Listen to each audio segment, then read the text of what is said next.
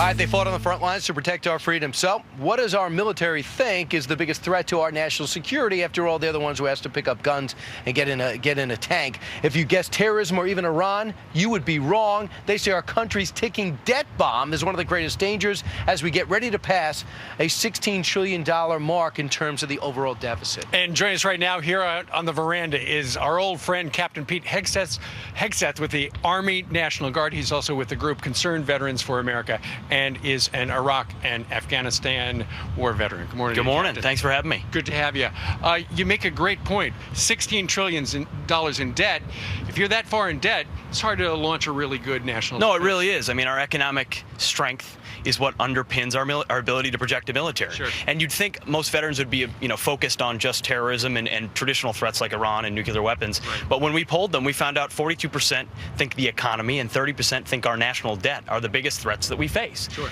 They understand our fiscal mess we have at home eventually is going to come to roost, and we got to do something about it. All right, let's take a look at that poll right now. The greatest threat to our national security, the economy and debt is 72%, foreign cyber terrorism 43%, and your cuts to the military 30%, and how it affects China, Russia, and Iran as direct threats. So that is something you guys think about, even though you're the one wearing the camouflage. Yeah, I was in Afghanistan earlier this year. There's not a day that goes by that I don't think about the guys over there. So it's not about turning away and not thinking about the fact that we got 80,000 troops on the ground.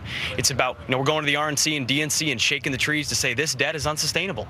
And it leads to the type of things like sequestration, which are across the board budget cuts that will hollow out our military. So reforms are needed, both in defense and entitlements, and we want to pound the table to say it's time to get to work. Something new. There's a Navy SEAL group out that's put out an ad that takes the president to task for when he's met with a number of foreign leaders. He's done a lot of the bowing stuff. I know you're not part of that organization, but you've seen the ad. Yeah. What do you think of it? Well, the fair criticism? Well, the argument they're making is that we should be proud of American exceptionalism. We should believe and be proud in American strength. Leading from the front matters and is important. And that's the overall message they're trying to make.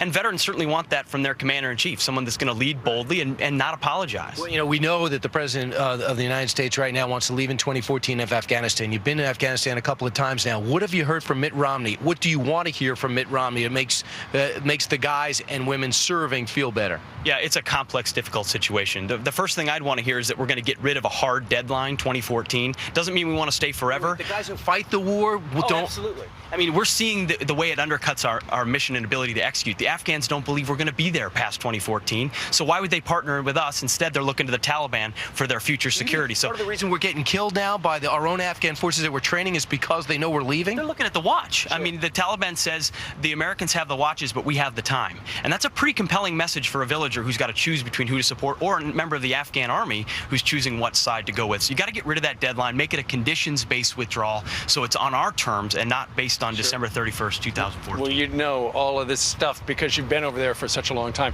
Captain Pete, thank you very much for joining us. Appreciate it. And good look at your event tonight. Meanwhile, coming up straight ahead. Yeah, Brian, get ready because coming up very shortly, you've got something to do. Plus, yeah, that's right. Take off your coat. I know. Back to work again. Meanwhile, Pete go instead of me. Pete, you gotta do the stairs. what?